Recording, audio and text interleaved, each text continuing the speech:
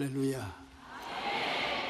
다 같이 신앙 고백해 보십시다. 나는 예수님이 계심으로 평안합니다. 복 받았습니다. 좋은 일이 일어납니다. 사랑하는 자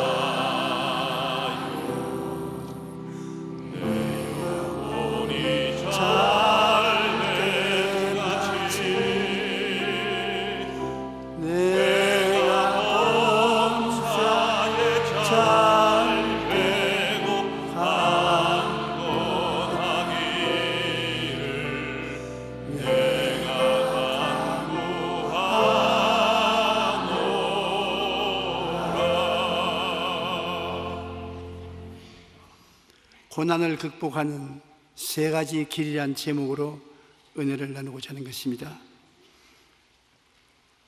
우리가 세상에 태어나서 고고의 울음소리를 내고 어머니 배총에서 떨어져 나올 그때로부터 시작해서 마지막 숨을 거둘 때까지 고난 없이 사는 사람은 없습니다. 모든 사람에게 고난은 있습니다. 좋은 일이 있는가 생각하고 보면 그 배후에는 고난이 있고, 고난밖에 없는 줄 생각하고 보니 좋은 일도 있고, 항상 밤낮이 같이 바뀌는 것처럼 좋은 일과 고난은 바뀌면서 수레바퀴처럼 우리에게 다가오는 것입니다. 고난에 대한 우리의 태도가 문제지 고난은 어찌할 도리가 없습니다. 다 당하는 것이니까. 고난을 당할 때 우리 어떠한 태도를 취해야 되겠습니까? 고난이 우리에게 다가와서 걸림돌이 되는 사람이 있습니다. 고난에 걸려서 넘어지는 걸림돌이 되기도 하고, 혹은 더 높은 곳에 나아가는 디딤돌이 되기도 하는 것입니다. 똑같은 고난의 돌인데 부정적인 태도를 취하면 걸림돌이 되고, 긍정적인 자세를 취하면 디딤돌이 되어서 더 나은 길로 나갈 수가 있는 것입니다. 고난을 당해보지 않은 사람은 없습니다. 우리가 살아오는 과정에서 크고 작은 고난을 다 겪어보았습니다. 고난이 삶을 파멸시키는 일도 있고, 고난을 잘 이겨내서 고난 동등 이상의 큰 축복을 받은 사람도 있습니다. 고난에 대한 우리의 태도는 대개 세 가지 길이 있습니다. 첫째로 고난에 대한 인본주의적인 태도인데, 이 사람은 하나님을 믿지 않는 사람이 고난을 당할 때 가지는 태도인 것입니다. 아담과 하와가 하나님 앞에서 하나님과 동등되기 위해서 선악과를 따먹은 같은 것입니다. 하나님이나 저나 똑같다고, 하나님이 홀로 선과 악을 구별하는 것처럼 저도 홀로 선과 악을 구분하고 살아가겠습니다.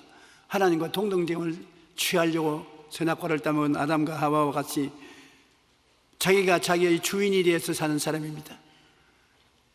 아무 사람 말도 듣지 않습니다. 자기가 좋고 나쁜 것을 결정한다. 인간의 능력으로 고난과 대결하여 이겨도 상처투성이고 지면 패가망신하는 그러한 사람들이 있습니다. 무신론자, 하나님을 믿지 않은 사람, 자기가 자기 주인이 된 사람, 이런 사람은 자기의 능력으로 모든 일을 해결하려고 하다가 패가망신하는 사람인 것입니다. 고난을 자기의 이외 타인의 탓으로 돌리고 항상 원망, 불평, 분노, 정죄가 따릅니다. 내가 잘못했다는 말을 하지 않습니다. 하나님을 믿지 않고 자기가 주인이 된 사람은 책임을 다른 사람에게 언제든지 미루는 것입니다. 왜 선악과를 따먹었냐?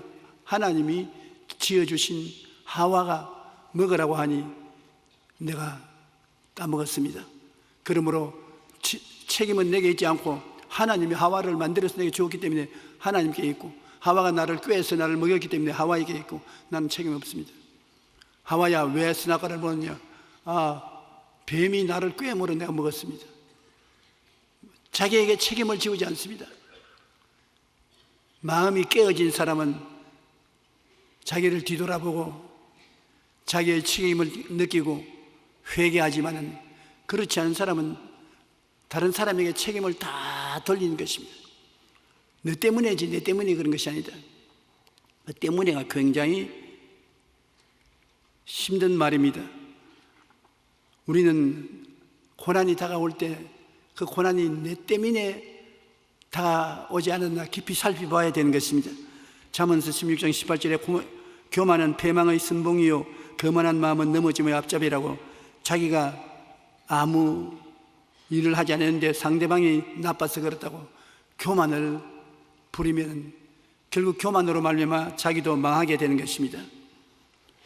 그러나 예수님을 믿고 구원을 받은 사람이 고난을 당할 때 낮은 단계의 신앙이 있고 높은 단계의 신앙이 있는 것입니다.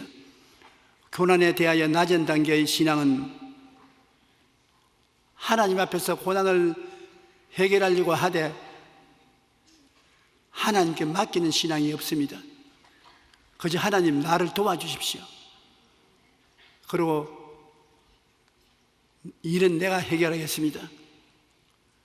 D.L. 무디 선생이 늘 이야기할 때 그 말을 했습니다. 키가 굉장히 크고 몸이 거대한 목사님이었습니다. 그런데 딸내미를 데리고 얼음을 지치러 가면은 딸내미 손을 자기가 꽉 잡으면 자꾸 손을 틀어버려요. 내가 그럴 수 있는데 왜 아버지가 자꾸 내 손을 잡느냐? 내가 걷는다. 아버지가 붙잡아 주면 좋지 않냐? 필요 없다. 그래 얼음 위를 걸어가다가 미끄러져서 꽝 엉덩방아를 찍으면 그 다음에는 엉엉 웁니다. 그럼 아버지가 손을 잡고서 봐라, 아버지가 곁에 있어서 잡아주겠다고 하는데 왜 고집을 부리고 가다가 넘어지니? 손 내놔. 그러면 손가락 하나 딱 내놔요. 요것만 잡으면 돼. 그 손가락 하나 잡아야 심이 미끄러지니까 또 엉덩방아를 찍습니다. 그래서 상처투성이가 되어야 비로소 그때는 울면서 손을 내놓는데, 그러면 아버지가 손을 붙잡는 것이 아니라 온통 전부 안아서 얼음 위를 걸어가게 된다는 것입니다. 하나님께 맡기는 신앙이 아니고 자기 힘을 의지해서 나가는 사람은 기도는 합니다. 하나님, 이 고난에 나를 붙들어 주시고 지켜주십시오. 기도는 하면서 맡기는 법은 없습니다. 하나님께 맡기지 않습니다. 자기가 하나님의 도움은 받았지 하나님께 맡기지는 않는 것입니다. 전심으로 고난에 대하여 인간적인 힘으로 싸우는 것입니다. 그러나 자기가 주체가 되어 하나님의 도우심을 구하니까 하나님께서 마음대로 도울 수가 없는 것입니다. 도우려고 해도 내 뜻대로 하나님이 도와주시지 하나님 뜻대로 나를 끌어가지 마십시오. 그래서 하나님을 자기의 보조관으로 삼았지 하나님을 따라가지 않습니다. 고난에 대처하는 낮은 신앙의 단계는 자기 인본주의가 꽉 서서 하나님을 보좌관으로 삼지 하나님을 따라가지 않습니다. 여러분, 하나님은 보좌관이 되지 않습니다. 모세가 40년 동안 광야에서 신앙적인 시련을 겪고 깨어졌습니다. 낡은 사막의 잡초 가시는 굴 안에 불이 활활 붙었을 때 모세가 그 앞에 가니까는 그 불길 가운데서 소리가 나서 말하기를, 모세야 모세야, 내가 선 것은 거룩하니 신발을 벗어라. 그 말은 뭐냐면 신발은 자기가 신고 서서 걸어가는 자존심을 말하는 것입니다. 자기 중심의 생활을 말하는 것입니다. 네 중심을 벗어서 하나님께 던지고 의지하라. 자기 신발을 신고서 하나님과 동등하게 같이 서서 대화하려면 하나님이 상대를 해주지 않습니다. 이스라엘 백성들은 아들은 신발을 신어도 종은 신발을 벗습니다. 신발을 벗는다는 것은 자기의 주권을 넘긴다는 것입니다. 모세가 하나님 앞에서 신발을 벗어서 던지니까 그때부터 하나님이 주인이 되어서 모세를 이끌어서 이스라엘 백성을 인도에 내게 만들어준 것입니다. 여리고 평지에 요수아가 났었을 때 한 군대 장관이 칼을 뽑고 요수아 앞에 섰습니다. 요수아가, 당신은 우리들 원수 편입니까? 우리 편입니까? 그 장군이 말하기를 나는 편들러 온 사람이 아니다. 하나님의 보좌에서 파견되어 나온 하나님의 군대 장관이다. 네 발에 신을 벗어라. 하나님의 군대 장관이 와서도 요수아가 신발을 벗고 자기 주권을 내어놓았을 때 여리고성을 무너뜨릴 모든 정치적인 군사적인 방법을 말씀해 준 것입니다. 여러분, 하나님은 여러분이 전체 다 맡기든지 안 그러면 전체 여러분이 책임지든지 둘 중에 하나를 택하기로 하는 것입니다. 반쯤 맡기고 반쯤 안 맡기고 한 응거주춤한 그러한 생활은 원치 않습니다. 오늘 주님은 여러분에게 와서 말씀할 것입니다. 여러분 기도하면 내 신발을 벗어라. 내 주체성, 내 중심의 생각을 벗어서 내게 맡겨라. 살든지 죽든지 흥하든지 망하든지 성하든지 쇠하든지 내게 맡겨라. 그럼 여러분의 지시를 맡기면 지금부터 내가 시키는 대로 하라. 하나님의 인도를 받습니다. 하나님, 내가 할 테니까 와서 도와만 주십시오. 나는 보좌관은 대로 안 왔다. 그럼 네 마음대로 해라. 네가 충분히 깨어졌을 때 다시 오마. 그렇게 하실 것입니다. 우리는 고난을 통해서 깨어지면 신발을 벗게 되는 것입니다. 고난은 우리에게 반드시 나쁜 일만 하는 것이 아닙니다. 고난을 극복하는 높은 신앙의 단계를 우리는 배워야 되는 것입니다. 그것은 하나님을 삶의 주인으로 섬기고 모든 고난이 올 때 내 인생을 하나님께 내어 맡겨버리는 것입니다. 굉장히 힘든 일입니다. 물에 뛰어드는 사람이 하나님 앞에 전적으로 맡기면 물이 그 사람을 띄워주는 것처럼 자기는 살든지 죽든지 흥하든지 생하든지 하나님께 내가 맡겨버립니다. 그러면 주님께서 책임져 주시는 것입니다. 하나님을 삶의 주인으로 섬기고 모든 고난도 하나님께 맡겨버리죠. 편안할 때는 참 아멘하기가 쉽습니다. 그러나 진짜 고난이 다가와서 불길이 타오르는데 내가 맡긴다는 것은 참 힘이 듭니다. 그러나 하나님은 그러한 사람을 택하시는 것입니다. 모세가 300만 이스라엘 백성을 데리고 홍해가에 왔는데 군인도 없고 배도 없고 빈손 들고 있으면서 하나님 앞에 전직 맡길 것이냐, 그렇지 않으면 돌아서서 애굽 군대에게 항복할 것이냐 기로했었습니다. 백성들은 다 모세야, 이곳에 우리는 전멸당한다. 돌아서서 애굽에게 항복하고 나가자. 그러나 모세는 서서 우리 하나님을 바라보자. 오늘 내가 본 이 애굽 군대를 다시는 안 볼 것이다. 하나님이 우리를 위하여 싸운다. 전적으로 하나님께 내가 맡긴 것입니다. 엄청난 담력을 가지고 하나님께 맡긴 것입니다. 모세는 정말 자기 자존심을 다 벗어버리고 자기 일을 의지하는 모든 지혜와 총명과 모략과 재능과 지식도 벗어버리고 하나님만 바라보고 하나님만 의지했습니다. 그러니까 하나님이 나타나셔서 홍해수를 갈라주신 것입니다. 여러분, 하나님께 맡긴다는 것 절대 쉽지 않습니다.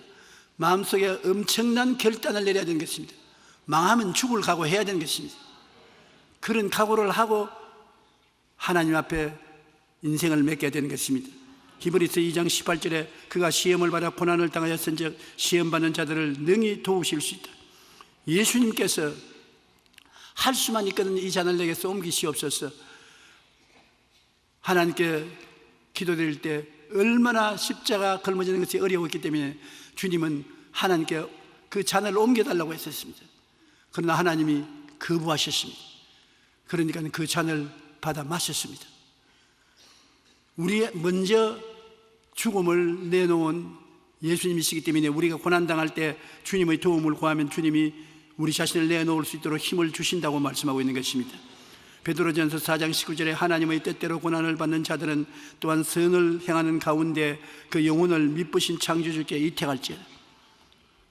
자기가 선한 일을 선택하고 도모하면서 생명을 하나님께 맡기는, 하나님께서 영혼을 책임져 주신다는 것입니다.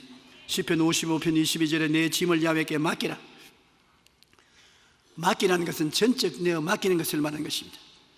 내 짐을 야훼께 맡겨라. 그가 너를 붙드시고 의인의 요동함을 영원히 허락하지 아니하시리로다. 하나님은 맡은 것을 책임져 주시는 것입니다.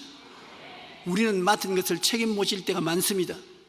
하나님은 일단 맡기면 하나님 책임져 주시는 것입니다. 한번 여러분 해보시라고요. 여러분이 어려운 고비에 당했을 때 하나님께 전적으로 맡겨버려요. 살든지 죽든지 흥하든지 망하든지 성하든지 쇠하든지 하나님은 바라볼 때 하나님은 책임을 져 주시는 것입니다. 고난을 극복하는 높은 단계의 신앙에는 항상 고난이 다가오면 마귀가 그 앞에 서서 춤을 추고 여하튼 법석을 하더라도 우리 믿는 사람은 그 고난의 배후에는 하나님이 계시다는 것을 알아야 되는 것입니다. 고난조차도 우리에게 유익되게 하시지 손해되게 안 한다는 것입니다. 하나님께서는 원수의 목전에서 내게 상을 베풀어치고 기름으로 머리에 발라 잔이 넘치게 하시는 하나님이시겠습니다. 그러므로 고난이 다가오면 우리에게는 고난과 마귀가 보이지만은 한 단계 더 멀리 바라보면 하나님이 고난을 이용해서 우리에게 유익되게 만들어 주신다는 것을 알아야 되는 것입니다. 로마서 8장 28절에 보면 우리가 알거니와 하나님을 사랑하는 자 곧 그 뜻대로 부르심을 입은 자들에게는 모든 것이 합력하여 선을 이루나니라. 모든 것이 합력하여 좋은 일 어려운 일 합력하여 선을 이룬다. 그러므로 고난은 동등 혹은 그 이상의 축복을 반드시 가져오도록 하나님이 섭리하시는 것입니다. 고난이 크면 큰 만큼 영광도 다가오고 고난이 적으면 적은 만큼 하나님의 은총도 다가온다는 것입니다. 고난은 하나님을 의지하는 사람에게는 무의미하게 왔다가 지나가지 않는다는 것입니다. 반드시 고난은 동등 혹은 그 이상의 축복을 가지고 오는 것입니다. 고난이 겉으로 볼 때는 굉장한 손해를 가져오는 것 같지만 하나님을 의지하고 멀리서 바라보면 굉장한 유익으로 변화될 수 있다는 것입니다. 사도 바울 선생은 고린도후서 12장 7절로 9절에 여러 계시를 받은 것에 지극히 크므로 너무 자만하지 않게 하시려고 내 육체에 가시고 사탄의 사자를 주셨으니 이는 나를 쳐서 너무 자만하지 않게 하셨음이라. 이것이 내게서 떠나게 하기 위하여 내가 3번 주께 간구하였더니 바울 선생이 얼마나 계시를 하나님께로부터 많이 받고 사람으로서 셋째 하늘까지 올라가서 하나님과 대화한 사람입니다. 사람이니까 교만해지지 않을 수 없습니다. 내가 그래도 셋째 하늘까지 올라갔다 온 사람인데 무슨 잔소리냐. 교만해질 수 있으니까 하나님께서 사탄의 사자를 보내서 가시채처럼 몸을 찌르게 했습니다. 바울 선생은 몸에 지병을 가지고 있었습니다. 굉장히 고통스럽고 괴로웠었습니다. 그 병이 떠나기 위해서 3번 기도했으니 바울 같은 위대한 신앙인이 3번 엎드려서 하나님께 기도했으니 얼마나 깊은 기도를 했겠습니까? 하나님께서 말씀하기를 내가 너무나 내게 은혜를 많이 받았기 때문에 교만해지지 아니할 수 없다. 그러므로 이 가시채를 보내어서 사탄이 너를 괴롭힘으로 교만하지 않게 만들기 위해서 그렇게 했다고 대답을 해 주셨습니다. 내게 이르시기를 내 은혜가 내게 족하도다. 이는 내 능력이 약한 데서 온전하여 짐이라 신지라. 그러므로 도리어 크게 기뻐함으로 나 여러 약한 것들에 대하여 자랑하리니 이는 그리스도의 능력이 내게 머물게 하려 함이라. 하나님이 고난을 보내어서 나로 약하게 만들므로 더욱 하나님께 의지하고 더욱 하나님께 바라보기 위해서 하나님이 사용하는 귀한 그릇이 되게 만들기 위해서 그랬다고 하나님 대답하시므로 고난이 오히려 자기에게는 그 말을 듣고 난 다음 고맙겠는 게 고난 때문에 내가 더 많은 은혜를 받고 더 큰 능력과 계시가 오는 것이니까 오히려 하나님 더 많은 고난을 주시도 좋습니다. 내가 하나님의 은혜와 하나님의 축복을 누리기 위해서 받는 고난이라면 상관하지 않습니다. 하나님께 겸비하게 낮아질 수가 있는 것입니다. 여러분에게 어려운 고난이 다가오면 반드시 고난이 여러분에게 괴로움만 주는 것이 아니라 여러분에게 길을 가르쳐 주기도 하는 것입니다. 무슨 길이냐? 금식 기도해라. 고난이 내게 다가와서 괴로우면 고난만 다가오는 것이 아니라 반드시 고난 없을 때는 내게 아무 말해봐도 소용이 없는데 고난이 다가오면 금식 기도해라. 금식 기도를 하다니죠. 오살리 기도원으로 가라. 그래서 금식 기도를 하게 되고 고함을 쳐 하나님께 부르짖기도 하고 헌신적인 기도를 하게 되는 것입니다. 편안하면 금식 기도하고 기도원에 가서 철야 기도하고 하지 않습니다. 그렇게 하는 사람은 좀처럼 없습니다. 고난에 고통을 당하면 고난을 이기기 위해서 그렇게 기도하게 되는 것입니다. 그러므로 고난의 배후에는 하나님이 가지고 계신 신령한 뜻이 있습니다. 우리는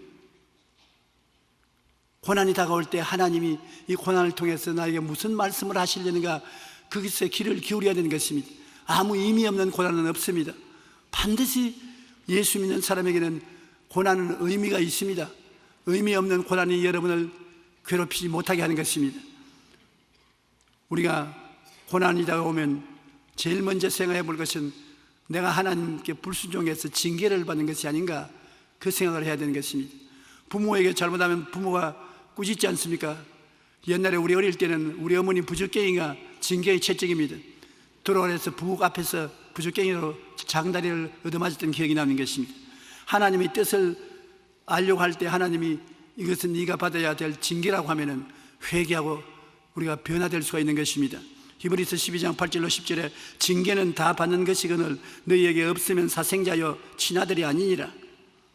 또 우리 육신의 아버지가 우리를 징계하여도 공경하였거든 하물며 모든 영의 아버지께 더욱 복종하며 살려하지 않겠느냐.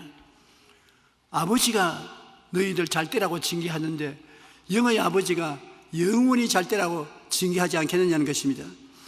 그들은 잠시 자기의 뜻대로 우리를 징계하였거니와 오직 하나님은 우리의 유익을 위하여 그의 거룩하심에 참여하게 하시느니라. 무릇 징계가 당시에는 즐거워 보이지 않고 슬퍼 보이나 후에 그로 말미암아 연단받은 자들은 의와 평강의 열매를 맺느니라. 하나님께서는 훗날에 의롭게 되고 더 평강한 열매를 맺을 수 있는 사람이 되고 인격적으로 존경받는 사람이 되기 위해서 채찍을 들어 때리고 몽둥이로 종아리를 때린다는 것입니다. 징계는 우리가 그를 통해서 회개하고 변화받기 위해서 주는 징계라는 것입니다. 징계를 안 받는 사람은 없습니다. 학교에 가서 공부할 때도 선생님에게 징계를 받아야 교육이 되는 것입니다. 요사이나 학교에서 선생님이 징계를 못한대요. 학생이 선생님에게 막 달라들기 때문에 징계를 못하는데, 우리가 학교 다닐 때는 선생님이 당연히 징계하면 벌벌 떨고 꿀 앉습니다. 제가 중학교 공부할 때는 중학교에 우리 영어 담당 선생님이 있었는데 그 선생님의 이름이 콩코드입니다. 콩코드라는 것은 문장에 시차가 같도록 만드는 것을 콩코드라는데, 이만한 대나무 장대를 어깨에 걸머쥐고 이제 교실에 들어왔어. 숙제 내놓고 콩코드가 맞지 않으면 나오라 해서 때리는데, 아이 대나무 막대기로 때리니 얼마나 아픕니까? 그러니 그 선생님 시간에는 죽도록 외워요. 죽도록. 당장 잊어버릴지라도 죽도록 외워요. 그래가지고서 그 선생님의 앞에는 통과가 됐어요. 요사이 돌아보면 그 선생님이 대로 때리던데 그때 외워놓은 거 지금도 알아요. 안 잊어버렸어요. 징계는 좋은 것입니다. 여러분에게 발전을 할 수 있고 향상을 할 수 있게 만드는 것이므로 하나님께서 징계로서 어려움을 주실 때는 회개하고 도와달라고 하면 평강의 열매를 맺도록 도와주는 것입니다. 욥기 5장 11절에 볼지어다 하나님께 징계받는 자에게는 복이 있나니 그런즉 너는 전능자의 징계를 없이 여기지 말라. 우리에게 하나님이 징계가 데려와서 고통 다가올 때 없이 여기지 말고 그 징계를 받아들여서 변화받기를 구하면 내게 큰 유익이 다가온다는 것입니다. 그러므로 징계를 없이 여기지 말라고 말하는 것입니다.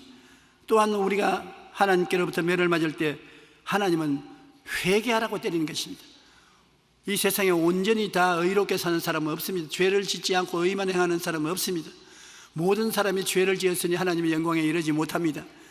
야훼는 마음이 상한 자를 가까이 하시고 충심으로 통회하는 자를 구원하는도다. 의인은 고난이 많으나 야훼께서 그의 모든 고난에서 건지시는도다.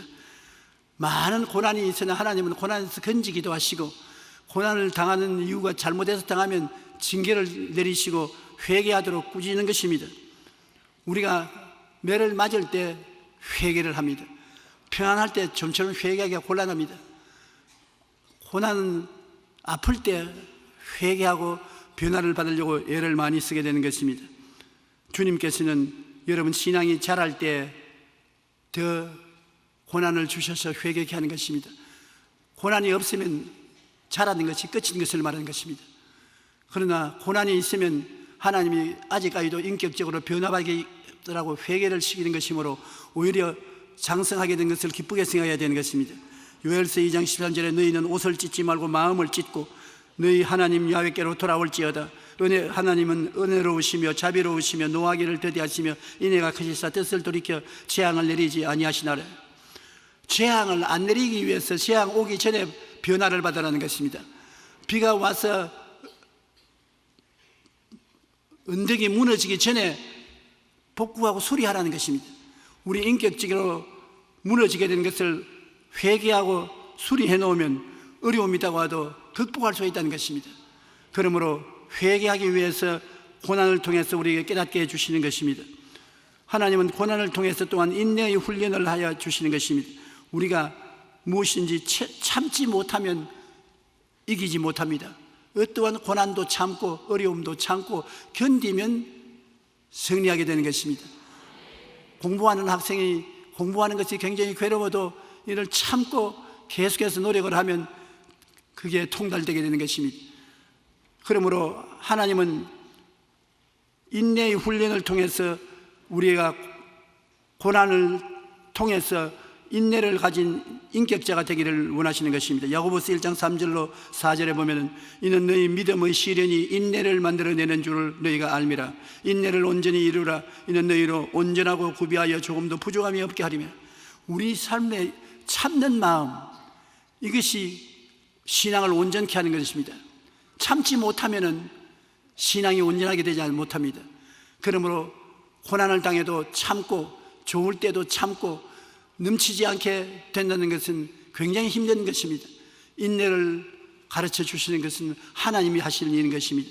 우리 주 예수님께서 십자가에 못 박혀 정 참지 못하고 아이고 나 못 견디겠습니다. 나 내려가야 되겠습니다.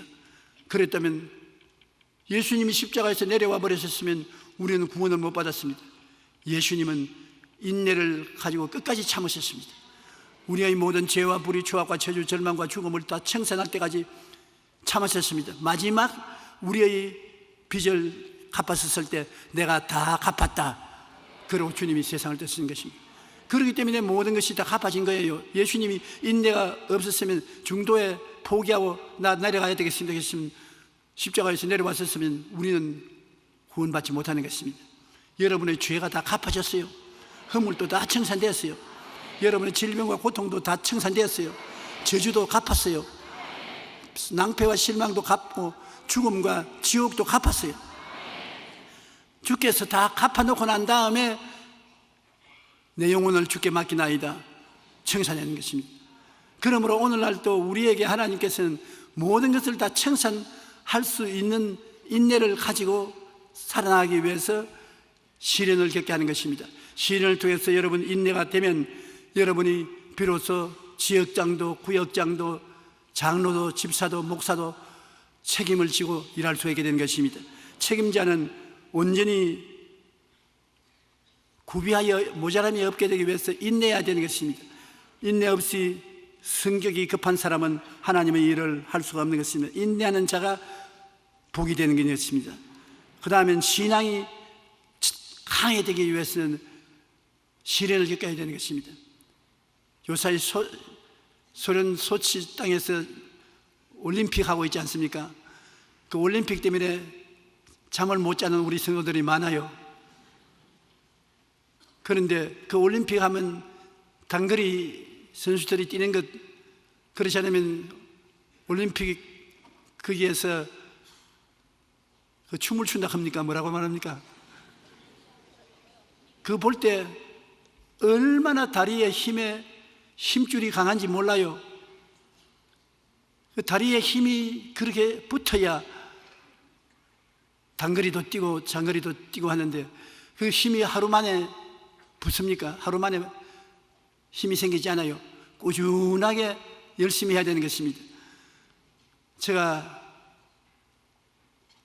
병원에 신체 검사하러 가면 저희 담당 의사 선생님이 항상 날 보고 다리에 힘을 실으십시오, 다리에 힘을 기르십시오. 그래요.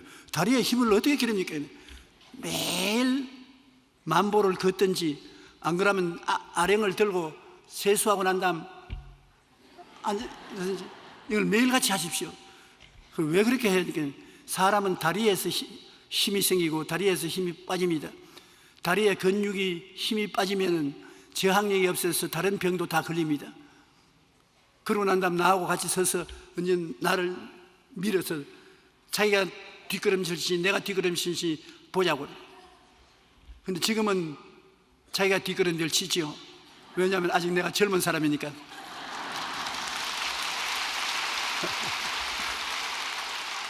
그런데 내가 뒷걸음질 치게 되면 곤란하지요. 그러므로 세수할 때 항상 앉았다가 일어났다가 30번을 하라고 합니다. 30번을 하면 다리가 굉장히 힘줄이 서고 힘이 듭니다. 그러나 그 대신 근육이 튼튼해지는 것입니다. 다리가 튼튼해지면 감기도 안 들린대요. 모든 저항력이 생겨서 튼튼하게 살 수 있다고 말하는 것입니다. 신앙도 한 가지인 것입니다. 연단을 받아야 돼요. 어려운 일을 당해서 기도와 믿음으로 어려움을 극복하는 연단을 받아야 나중에 어려운 문제도 척척 해결할 수 있는 것입니다. 로마서 5장 3절로 4절에 다만 이뿐 아니라 우리가 환난 중에도 즐거워하나니 이는 환난은 인내를, 인내는 연단을, 연단은 소망을 이루는 줄 압니다. 시련을 통해서 우리가 믿음이 연단을 받게 되면 환난 같은 것 다가와도 능히 이겨낼 수 있고 소망을 가지고서 살 수 있는 것입니다. 찬송을 부르고 기도하고 이기고 나갈 수가 있는 것입니다. 베드로전서 4장 12절로 14절에 사랑하는 자들아 너희를 연단하려 오는 불시험을 이상한 일 당하는 것 같이 이상히 여기지 말고 오히려 너희가 그리스도의 고난에 참여하는 것으로 즐거워하라. 즐거워할 수가 없지요. 시험과 고난이 다가오면 풀이지 즐거워 안 하니 즐거워 안 합니다. 그러나 즐거워하는 마음을 가지고 고난을 받아들이라는 것입니다. 이는 그의 영광을 나타내실 때 너희로 즐거워하고 기뻐하게 하리 함이라. 너희가 그리스도의 이름으로 치욕을 당하면 복이 있는 자로다. 영광의 영 하나님의 영이 너희 위에 계심이라. 우리가 고난을 당해도 예수 이름으로 꾹 참고 이겨나가면 그 영광이 주님 앞에 설 때에 상급으로 다가오는 것입니다. 마음에 우리가 고난을 참는다는 것은 신앙이 그만큼 자란 것을 볼 수 있는 것입니다. 조금만 일만 해도 성을 내고 화를 내고 발버둥을 치고 하면 그건 신앙이 자라지 않은 것입니다. 우리가 세상에 살면서 예수 그리스도 안에서 신앙의 연단을 받으면 많은 은구설, 근구설, 영적인 구설을 마음속에 보배를 맺게 되는 것입니다. 우리가 시장에 가서 보면 진주 있지 않습니까? 진주가 아름다운데 그 파란 색깔이 흰 색깔에 섞여서 나는 거 보면 굉장히 아름답게 보이는데 진주가 어떻게 만들어지냐? 자연적으로 진주가 만들어지지 않습니다. 진주는 광물성 보석과는 달리 생명체가 만들어주는 보석인데 진주 쪽에 혀 밑에 모래알을 넣어주면 혀를 깔아먹으니까 나쁘지 않아요. 그러니까 혀에서 물질이 나와서 그 모래알을 감싸요. 자꾸 감싸니 나중에는 동글동글하고 아름다운 영롱한 진주가 되어서 진주 쪽에 혀 밑에 저렇게 되어서 나를 바라보는 것입니다.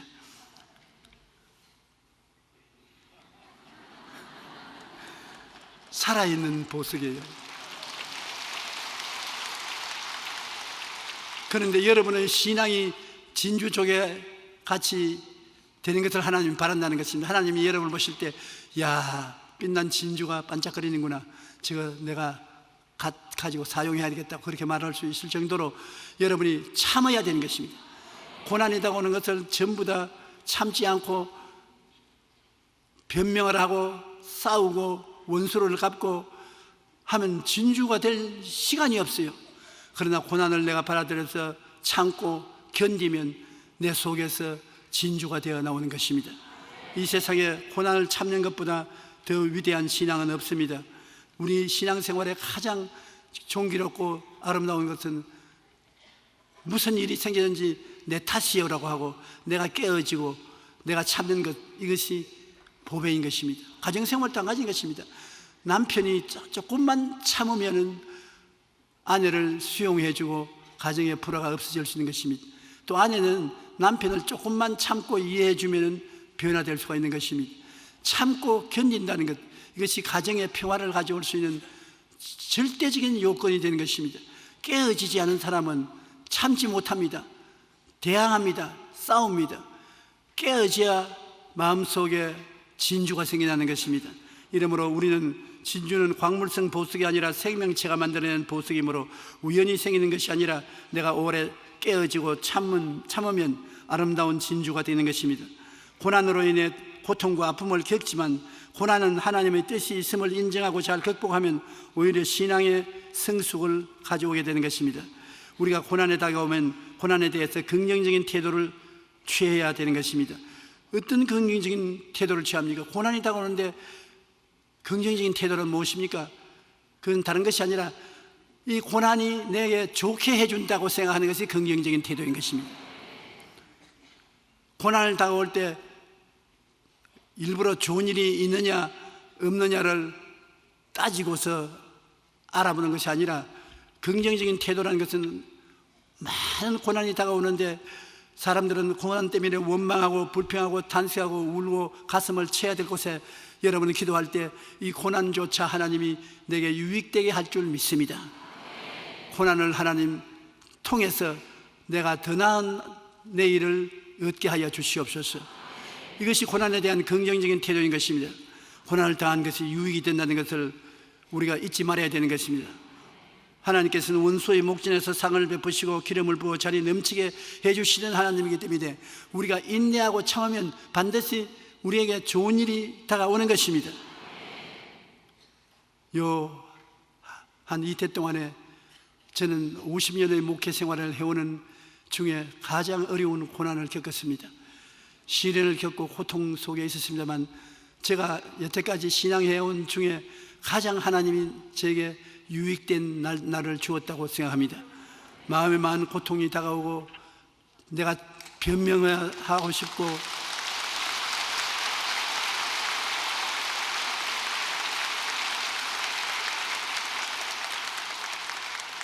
사람이니까 대항하고 싶고 복수를 하고 싶고 여러 가지 착잡한 잘못된 생각들이 마음에 많이 떠올랐었습니다. 그런 동안에 회개할 수 있고 성령의 변화를 받을 수 있고 그리고 진주조개가 되는 것을 바라볼 수도 있고 좋은 일이 많았었습니다.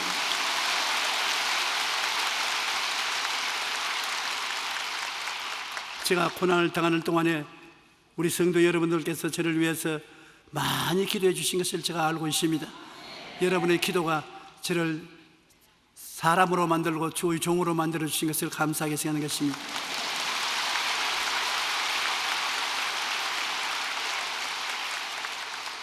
저는 이 고난을 통해서 하나 배운 것은 아무것도 소유하지 말아야 되겠다는 것입니다.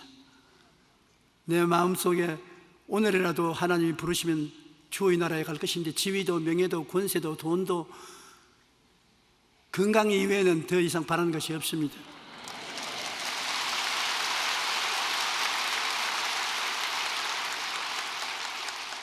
그리고 우리가 살아가는 모든 길에서 조그마한 일도 하나님께서 다 좋게 만들어 주실 것이니 이 시험과 환난도 저에게 크게 좋게 만들어 줄 줄 믿기 때문에 긍정적으로 대할 수가 있는 것입니다.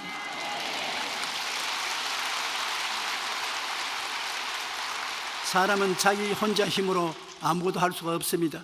여러분, 우리 당회장으로 들어온 이영훈 목사 좋은 사람입니다. 제가 어릴 때부터 보고 길러온 사람인데 성격이 착하고 좋은 사람입니다. 아무리 좋은 사람이라도 자기 혼자 힘으로는 안 돼요. 여러분이 기도해 줘야 되는 것입니다. 그러므로 기도를 많이 해 주시고 또 선배된 제가 끌어줘야 되는 것입니다. 독불장군은 없습니다. 그럼 여러분께서 우리 당회장을 잘 위해서 기도해 주고 제가 선배로서 잘 끌어주어서 훌륭한 주의 종이 되고 한국을 세계에 나타내는 일꾼이 되게 만들어 주십시다.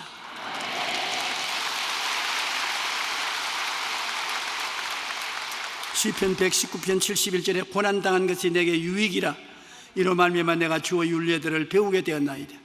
고난은 긍정적인 태도를 취하면 유익이 된다는 것을 잊지 말아야 되는 것입니다. 로마서 8장 18절에 생각건대 현재 고난은 장차 우리에게 나타날 영광과 비교할 수 없도다.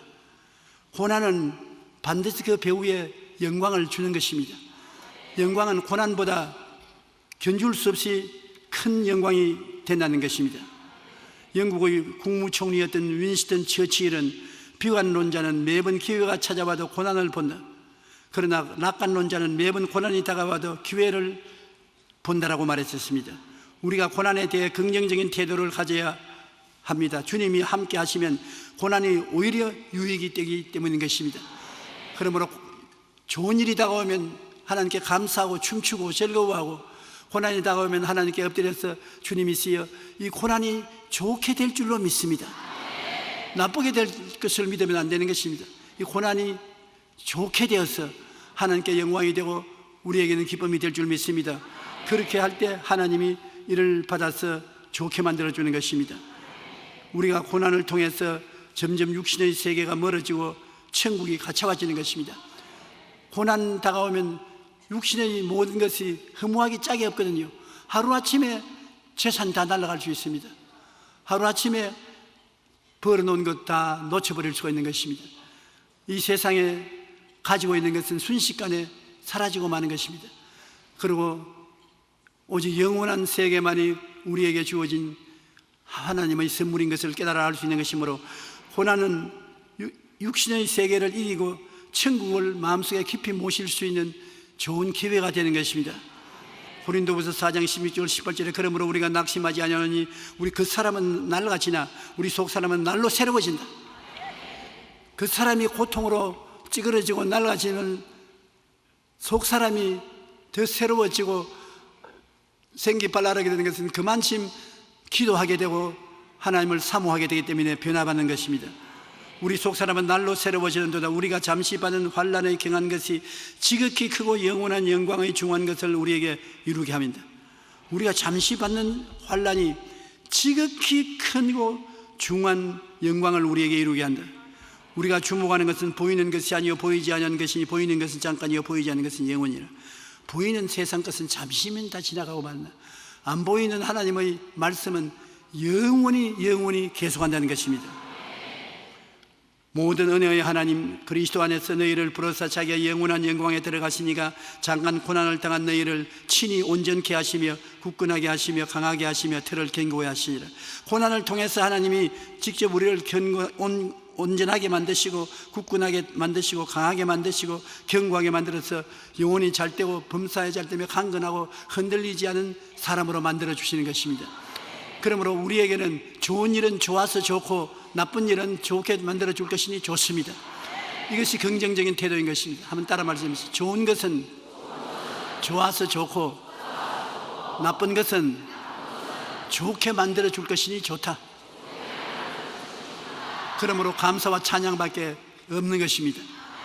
그러한 긍정적인 태도를 가지게 되면 하나님은 여러분을 크게 기뻐하시고 여러분에게 상을 주실 것입니다.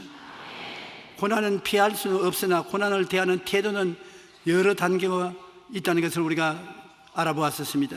옳은 태도를 가지면 고난은 크게 유익된 훈련이 되지만 잘못된 태도를 가지면 심신에 깊은 상처를 가져오게 되는 것입니다.